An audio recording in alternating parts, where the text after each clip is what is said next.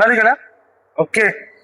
So heat engine बद्दल आपण बघितलं होतं. कार्नोट इंजिन बद्दल आपण बघूया. सो कार्नोट इंजिन मध्ये 4 प्रोसेस आहेत. Reversible process. रिव्हर्सिबल म्हणजे जिथून सुरुवात तिथे वापस. ओके. चारही प्रोसेस अॅनिमेशन मध्ये बघू. देन पीव्ही डायग्राम आपण काढू. चालू करू. तर इथं इन्सुलेटेड फ्रेम आहे. Non conducting. It means what. या इथे पांढऱ्या याच्यावर जर ठेवलं आपण सिलेंडर तर हीट फ्लो होणार नाही. आणि इथं 2 खाचे पाडले, 2 होकारे पाडलेत. इथं गरम आपण गरम करणार होतो इथं. आणि या ठिकाणी असेल थंड. जिथे गरम असतं, जो पोर्शन गरम असतो आपण त्याला काय म्हणतो, सोर्स किंवा हॉट रिझर्वायर. आणि जे थंड आहे त्याला आपण म्हणतो सिंक किंवा कोल्ड रिझर्वायर.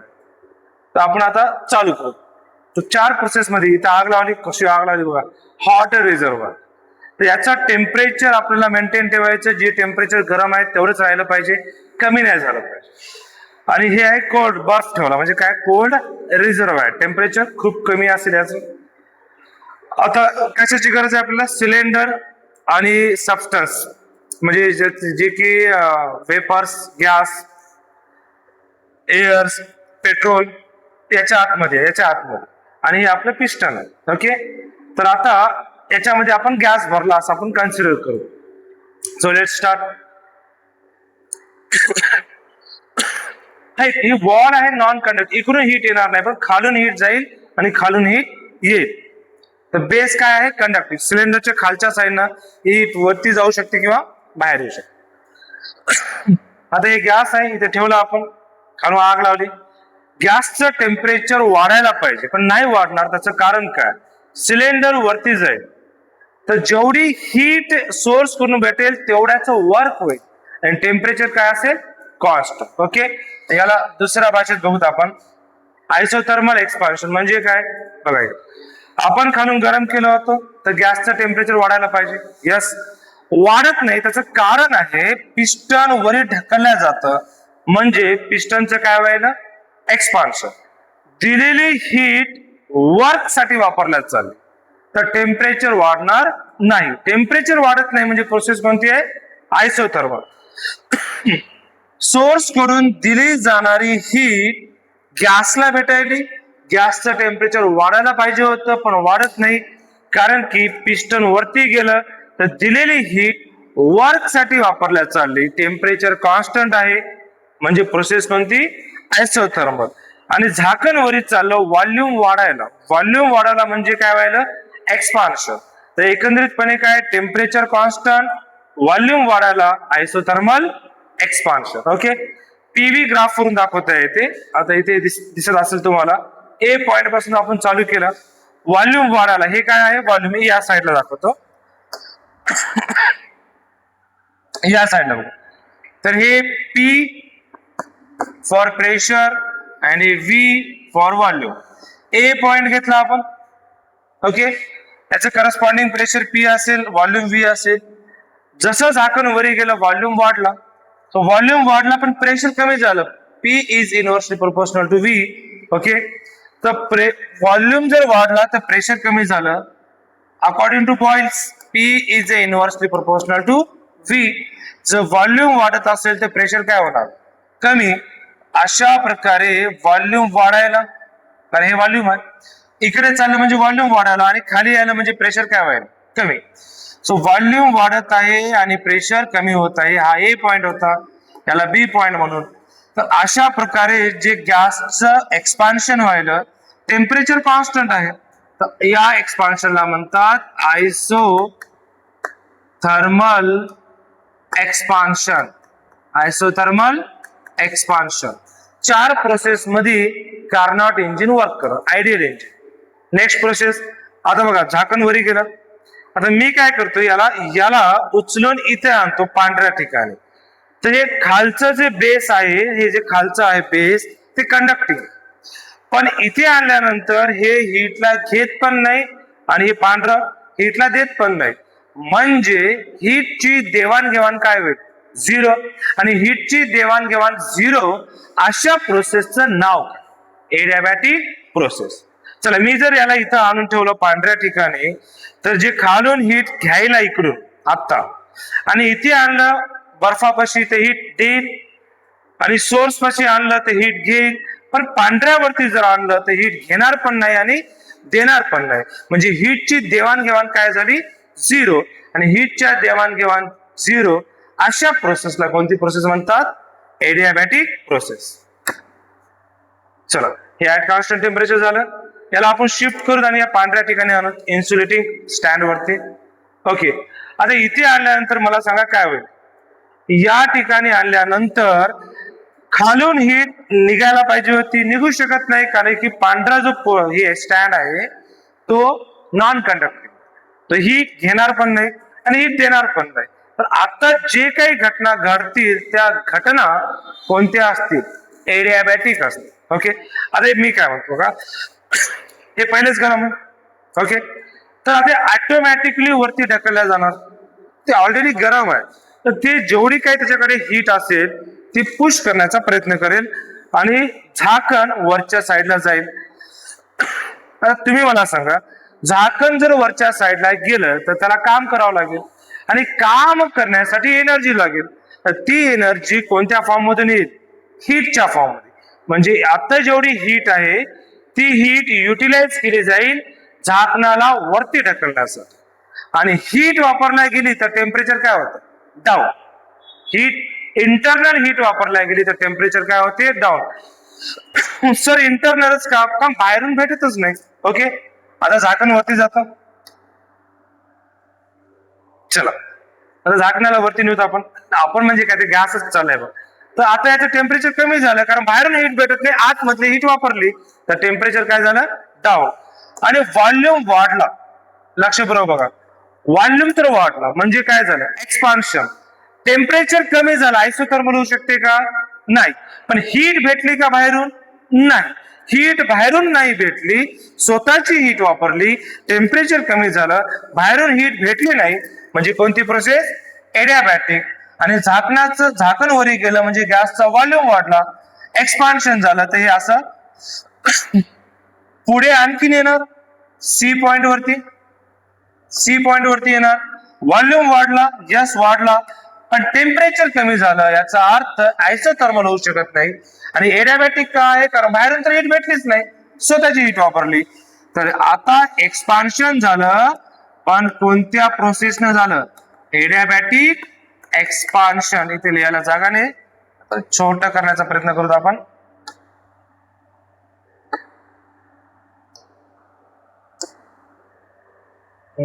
ठीक आहे, असं एडियाबॅटिक एक्सपान्शन. आता वरती गेलं, आता होते काय ते बघा. वरती अशा प्रकारे गोल आहे, इंजिन तुम्ही बघितलं असेल ऑइलच्या याच्यात ऍड मध्ये. ते वरती गेला, ऑटोमॅटिकली असं वरती गेलं. वरती गेल्यानंतर ग्रॅव्हिटेशन ते खालती येणारच. आता हे वरती गेलं, असं हे शाफ्ट आहे, इथे गोल आहे, इथे असं आडवा शाफ्ट असतं, असं असतं. आता ढकलल्यामुळे ते असा वरी गेला, आता ते असा खाली येणार, असा खाली येईल तर पिस्टन कुठे येईल? खालच्या साईडला. आता मला सांग, पिस्टन पुढे जाऊन खाली येणार कारण शाफ्ट असा गेला तर आता खाली घेईल. खाली येताना पिस्टनला झाकणाला खाली ढकलेल, खाली ढकललं तर ऑब्विसली काय होईल? वर्क. आणि गॅस वरती वरून वर्क झालं तर गॅसचं टेम्परेचर वाढणार.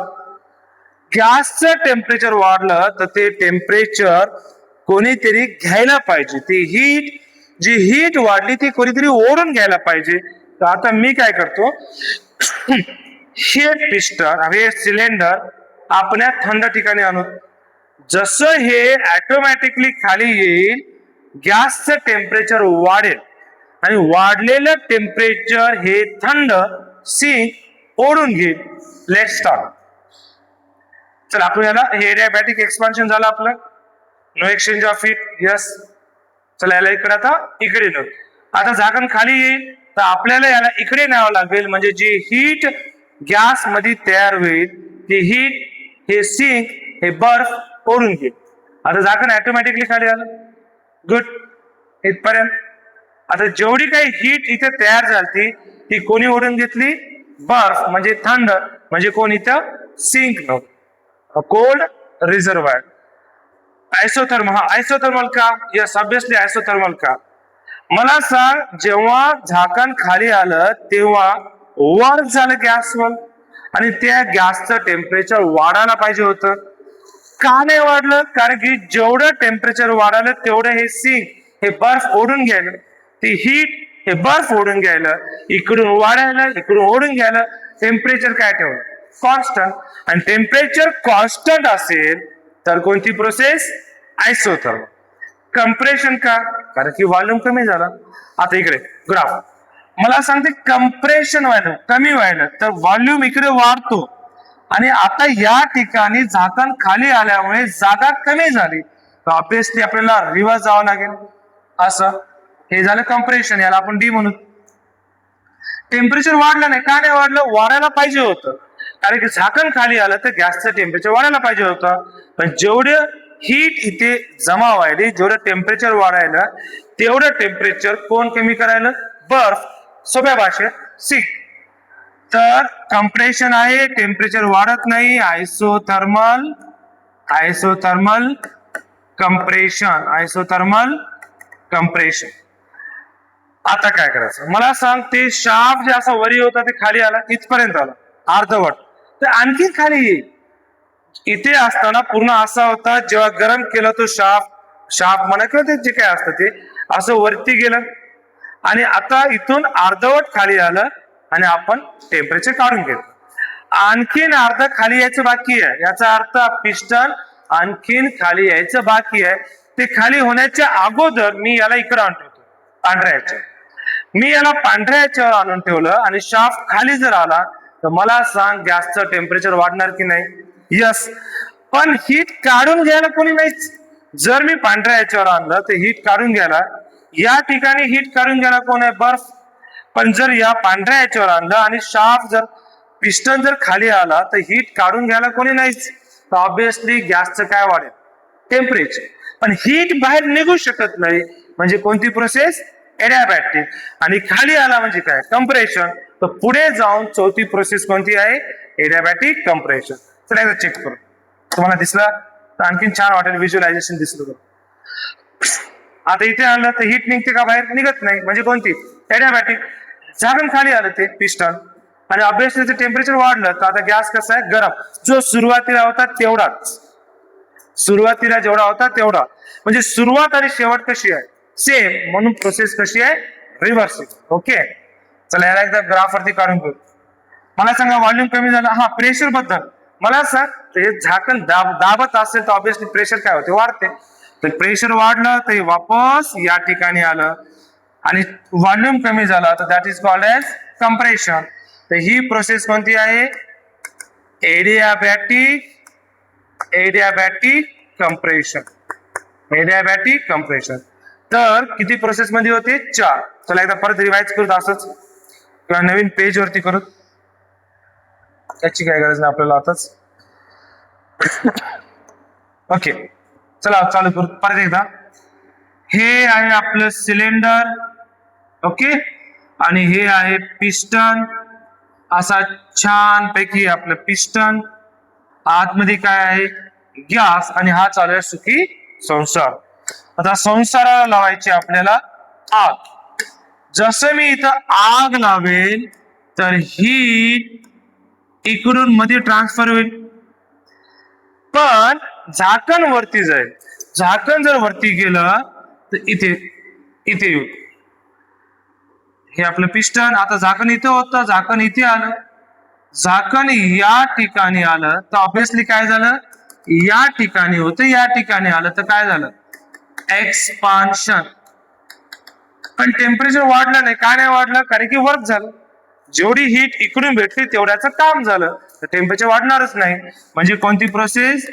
Isothermal expansion. ओके, आणखीन झाकण वरी जायचं बाकी आहे. मग या ठिकाणी हे आणखी हीट देणं चालूच आहे बरं काय? हीट देणं चालूच आहे.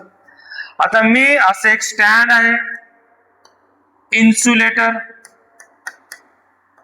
इन्सुलेटर इथे जर आणून ठेवलं याला असं, तर आता हे या लेवलला होतं झाकण. ओके, झाकण वरी जाण्याची प्रोसेस चालूच आहे, ते आणखीन वरी जाईल, आणखीन वरी जाईल. पण आता हीट आहे का इथं? नाही. हीटची देवाणघेवाण न होता वरी गेलं तर टेम्परेचर काय झालं? थोडंफार कमी झालं. पण हीटची देवाणघेवाण नाही झाली, हीटची देवाणघेवाण नाही झाली म्हणजे कोणती प्रोसेस? एडियाबॅटिक प्रोसेस. कोणती प्रोसेस? एडियाबॅटिक. आणि वरती शिफ्ट झाले, इथं होतं ना शिफ्ट करायचं बाकीच आहे आपलं, इथे शिफ्ट झालं या ठिकाणी. तर कोणती प्रोसेस आहे? एडियाबॅटिक प्रोसेस. आता इथं जास्त काही काढायची गरज नाही, असंही कळतं. हा, या ठिकाणी हे ना असं शाफ्ट आहे, हे अशा प्रकारे आणखीन एक असतं असं. आता हे काय करतंय? खाली आलंय की याला खाली ढकलतं. हे इथं होत, इथे होतं या ठिकाणी. आता हे खाली आलं तर झाकण खाली येते. तर अर्ध्यापर्यंत असं म्हणू की अर्ध्यापर्यंत येईपर्यंत आपण त्याला बर्फात ठेवलं तर जेवढं वर्क करेल खाली येताना, ते जेवढी हीट प्रोड्यूस होईल ते बर्फ शोषून घेईल. तर टेम्परेचर वाढेल का? नाही. आणि खाली आलं तर काय होईल? कंप्रेशन. तर टेम्परेचर वाढणार नाही, कंप्रेशन होईल, म्हणजे आयसोथर्मल कंप्रेशन. आणि त्याच्यानंतर परत इन्सुलेटर आणून ठेवायचं, परत ते फोर्सनं खाली येईल, इथून इथपर्यंत असं खाली येईल. पण हीटची देवाणघेवाण होणार नाही, टेम्परेचर वाढेल आणि जे सुरुवातीला होतं तेवढं टेम्परेचर अटेन करेल. आता हे जास्त जरी इथून जरी कळालं नसेल तरी अॅनिमेशन थ्रू तुम्हाला नक्की कळालं असेल अशी अपेक्षा आहे. सो आपण आता क्वेश्चन घेऊ. पण याचा फॉर्म्युला, चला मी याचा फॉर्म्युला याला कॅन्सल करून टाकू. इफिशियन्सी. इफिशियन्सी म्हणजे काय? किती वापरल्या गेलं, किती दिलं होतं, किती वापरलं. सिंपल शिकवतो. तर याला आपण सिंपल डायग्राम मध्ये काढू. जे गरम असतं त्याला काय म्हणतात? सोर्स. ऑलरेडी हे आपण पाहिलेलं आहे, हीट इंजिन सेम तेच पॅटर्न आहे. हे तुझं सिलेंडर, हे तुझं झाकण, पिस्टन, आणि हे काय आहे? सिंक. सिंकच्या टेम्परेचरला टीएस म्हणून, टीसी करू, कोल्ड टेम्परेचर, कोल्ड रिझर्व आहे. आणि सोर्सला काय म्हणून? टीएस. चला हीट द्यायला, चला घ्या हीट. क्यू एच याला भेटली, ते वरती गेलं, परत खाली आलं, इकडे दिलं, आताच बघितलं आपण, इकडे पाठवलं क्यू सी. आणि जेव्हा हे वरती जाईल तेव्हा वर्क किती होईल? WORK work. समज मी इकडून पाठवलं होतं 100 जूल, काम झालं 40, उरलं किती? 60. ते इकडे वापस भेटलं, त्या बर्फाला दिलं आपण. तर मी पाठवलं होती 100, 100ला 100 जर वापरली असती तर 1 नंबर काम झालं असतं. त्याला म्हणतात इफिशियन्सी. तुम्ही दिली किती आणि वापरली किती? तर वापरली किती? 40, दिली किती होती? 100. तर किती इफिशियंट आहे? 0.4. पर्सेंटेज मध्ये काढायचं असेल तर दिली किती होती? 40, सॉरी वापरली किती? 40. किती सप्लाय केली होती? 100 मल्टीप्लाय 100, तर किती पर्सेंट येते? 40%. and this is called as efficiency. This is called as efficiency. तर सिंपल भाषेत फॉर्म्युला कसा तयार होईल?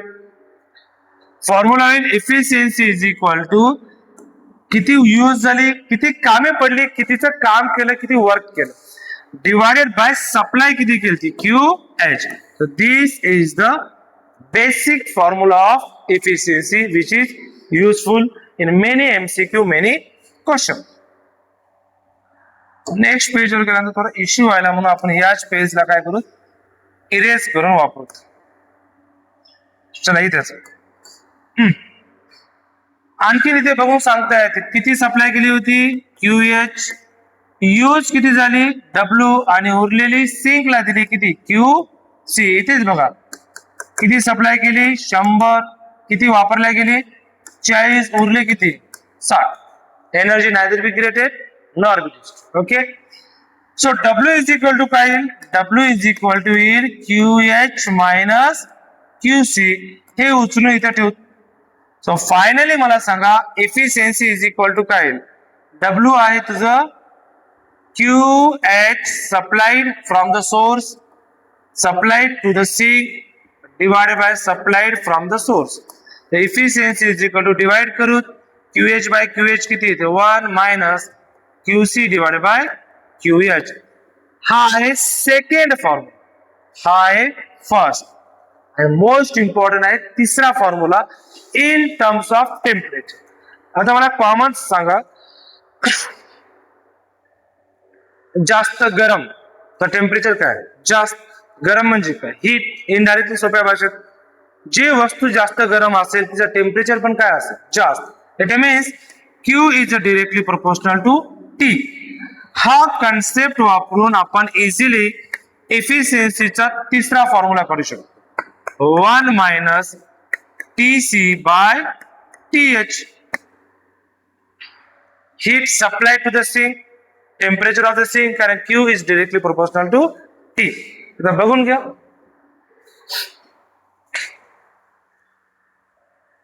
ओके, चला आता आपण let start the questions. Check करूत क्वेश्चन्स कुठे आहेत. इथेच वाटते. हा, पहिला क्वेश्चन काय म्हणते, Carnot engine has an efficiency of 50%. याला तिकडे शिफ्ट करता येते का रे? वाव, जमलं. कार्नॉट इंजिनची एफिशियन्सी किती आहे भैया? 50%, म्हणजेच किती? 0.5. Okay. When its source is at temperature, सोर्सला आपण TS घेतलं, किती आहे ते? 3 to 7 डिग्री सेल्सिअस. त्याला केल्विन मध्ये कन्वर्ट करू. 3 to 7 डिग्री सेल्सिअस प्लस असं प्लस 2 7 3 3 2 5 600 केल्विन. ओके, इथं सगळं कॉमन आहे, तुम्हाला येतं. The temperature of the sink is, तर TC विचारलं काय असं. So let start. Efficiency is equal to 1 minus TC divided by TS. Temperature of sink म्हणजे बर्फ, सोप्या भाषेत टेम्परेचर ऑफ सोर्स जिथं आग लागली. 1 मायनस TC किती आहे? TS दिले, TC विचारलं. The temperature of sink, TC विचारलेला, TS किती आहे? 600. ओके, तर हा आणि इफिशियन्सी किती आहे? बरं पूर्ण व्यवस्थित. 0.5 म्हणजे किती? 1/2 इफिशियन्सी आहे. 1 मायनस TC बाय 600. मायनस तिकडे प्लस करा, प्लस तिकडे मायनस करूत आपण. तर TC by 600 is equal to what? 1 minus 1/2. तर ऑब्विसली किती येतं? 1/2. जिथे जागा भेटत लिहितो. चला इकडे लिहू. हा, तर TC divide by 600 is equal to किती आलं? 1/2. तर TC इज इक्वल टू इकडे आलं 600 डिवाइड बाय किती आलं? 2. तर TC इज इक्वल टू किती आलं? 300 केल्विन. अच्छा, डिग्री मध्ये आहे तो मायनस करा, तर किती येते? 273 gram 27. Answer is what? 27 degree Celsius. Okay, so next question, question number 2. Okay, चला बघू तिथं सॉल्व येते का. Efficiency of Carnot engine depends upon. Efficiency पहिला फॉर्म्युला काय? Work by source, heat given by the source, QH होते. Second काय होतं? 1 minus QC divided by QH. आणि थर्ड वन काय आहे? 1 minus TC divided by TH. तर कोणावर डिपेंड आहे? Temperature of the source only? नाही, ओनली नाही. Temperature of the sink only? नाही. Temperature of the source and sink, the volume नाही. The answer is what? C. Temperature of the sink and the temperature of the source, त्या दोघांवरती पण अवलंबून असतं. जितकं जास्त सोर्सचं टेम्परेचर असेल आणि जितकं कमी सिंकचं असेल तेवढी इफिशियन्सी काय असेल? जास्त. फॉर एक्झाम्पल, सोर्सचं टेम्परेचर तुम्ही इन्फानाइट घेतलं आणि सिंकचं ऍब्सोल्यूट 0 घेतलं तर एफिशियन्सी किती येते? एफिशियन्सी येते 1. इट मीन्स 100%, पण which is impossible. According to second law of thermodynamics, no one machine has the efficiency 100%. शक्य नाही. नेक्स्ट,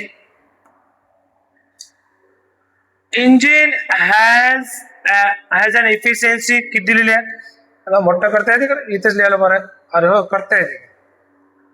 शाबाश. ओके बॉस, जमलं. चलो भाई. Engine has an efficiency of 1/6. Efficiency किती आहे? 1/6. कधी? When the temperature of the C, नाही, when the temperature of the sea is reduced by 62 degree, its efficiency is double. Okay, efficiency आहे 1 minus TC by TS आणि ही किती आहे? 1/6 1 minus TC by TS. असं या वाक्याचा मिनिंग आहे. या वाक्याचा मिनिंग पुढे म्हटलेलं आहे, जर सिंक जे थंड आहे ते आणखीन थंड केलं. कितीनं थंड केलं? 62 डिग्री. तर इफिशियन्सी काय व्हायली? डबल. तर मला सांग, याला म्हणून केस 1 सुरुवात अशी होती. आता काहीतरी गडबड केली. काय गडबड केली? नवीन जो टीसी आहे त्याचं टेम्परेचर डॅश केलं. जुन्या सिंकच्या पेक्षा कितीनं कमी केलं? 62 डिग्री सेल्सिअस. तर नवीन जे इफिशियन्सी आहे ती काय झाली? जुन्या इफिशियन्सीच्या डबल, म्हणजे 2 मल्टिप्लाय जुनी इफिशियन्सी. आणि हे किती येईल मग आता? 2 मल्टिप्लाय 1/6. नवीन इफिशियन्सी येईल 1/3. जेव्हा मी सिंकचं टेम्परेचर 62 डिग्रीनं कमी केलं, तर मी आत्ताच सांगितलं ना, जितकं टेम्परेचर कमी करणार तेवढी इफिशियन्सी वाढेल. 62 डिग्रीनं टेम्परेचर कमी केलं तर इफिशियन्सी वाढून डबल झाली असं म्हणतात. Temperature of the source is विचारलं TS काय असेल? तर टेम्परेचर ऑफ सोर्स दोन्ही केसमध्ये तेच आहे. आणि सोर्स गरम नाही केलं, जेवढं होतं तेवढंच ठेवलं. काय करू? चला हे करू. तर न्यू इफिशियन्सी काय येईल? 1 minus new temperature TC minus 62 divided by TS. आणि न्यू इफिशियन्सी किती आहे? 1/3. तर 1/3 is equal to 1 minus TC minus 62 divided by TS. हे इक्वेशन 2 आहे. हे इक्वेशन 1 आहे. इथून TC घेऊ, ठेवून देऊ. TC ची व्हॅल्यू काय देतो? TC divided by TS is equal to minus इकडे प्लस झाला, प्लस इकडे मायनस झाला. 1/6 म्हणजे किती येते? 5/6. तर TC इज इक्वल टू काय येतं? 5/6 TS. ही व्हॅल्यू ठेवून देऊ. हे मायनस इकडे प्लस करू. तर TC ची व्हॅल्यू किती आहे? 5/6 TS minus 62 divided by TS is equal to 1 minus 1/3. It means 2/3. TS तिकडे मल्टिप्लाय करू. 5/6 TS minus 62 2/3 TS. हा मायनस तिकडे प्लस, हा प्लस इकडे मायनस. जागेची कमतरता आहे आपल्याला, इथेच ऍडजस्ट करू. तर 5/6 minus 2/3 TS is equal to 62. त्याला 2 न मल्टिप्लाय केलं तर बरी किती आले? 4. म्हणजे 1/6 TS 62. 6 तिकडे मल्टिप्लाय करू. TS is equal to 62 multiply 6 12 1 372. ओय मा, काय चुकीचं केलं का काही? 1/6 TS मायनस 5/6 बरोबर आहे. किती कमी केलं? 62.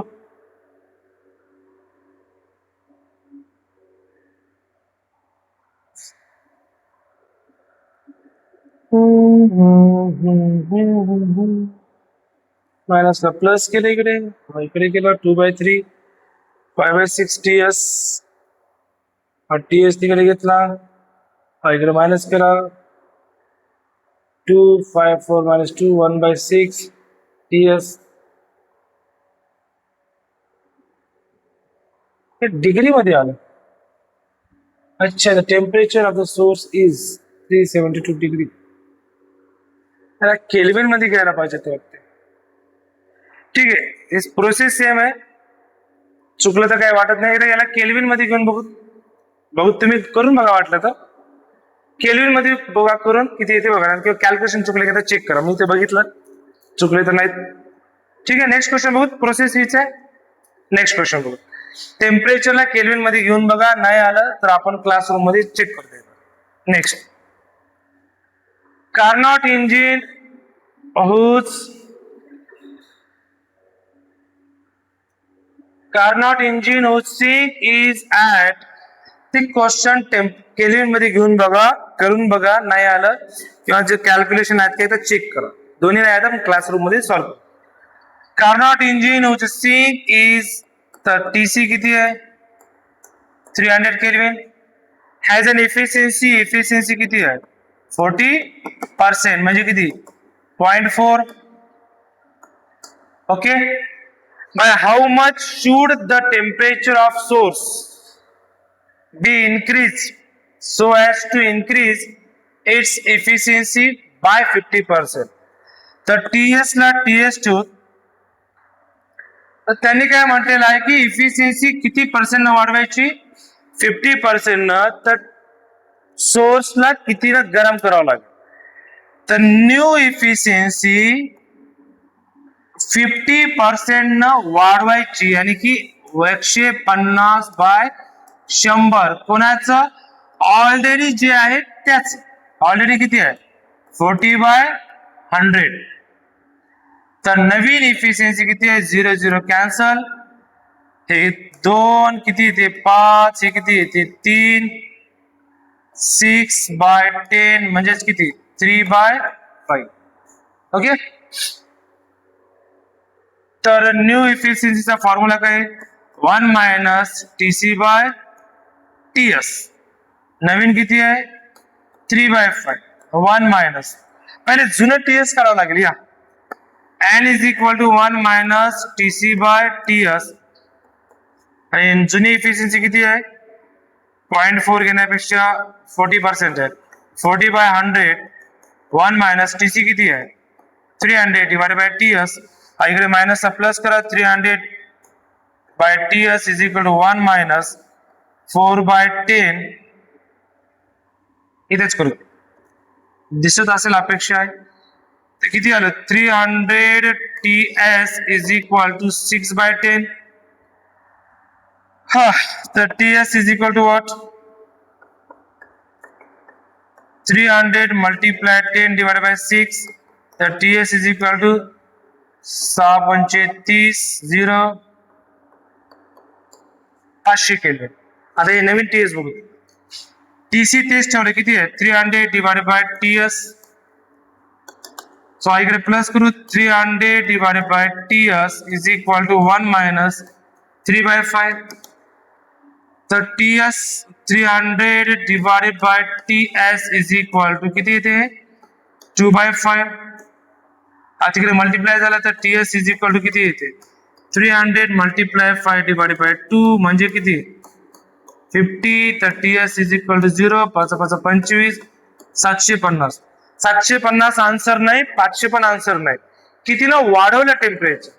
तर आन्सर इज 750 - 500. तर your answer is 250 kelvin. Option मध्ये असा आहे. तर आन्सर इज लास्ट. व्हिडिओ बराच मोठा होत आहे, तर आपण इथे थांबूत. बाकी क्वेश्चन्स क्लासरूम मध्ये बघू. Thank you so much. Have a nice day.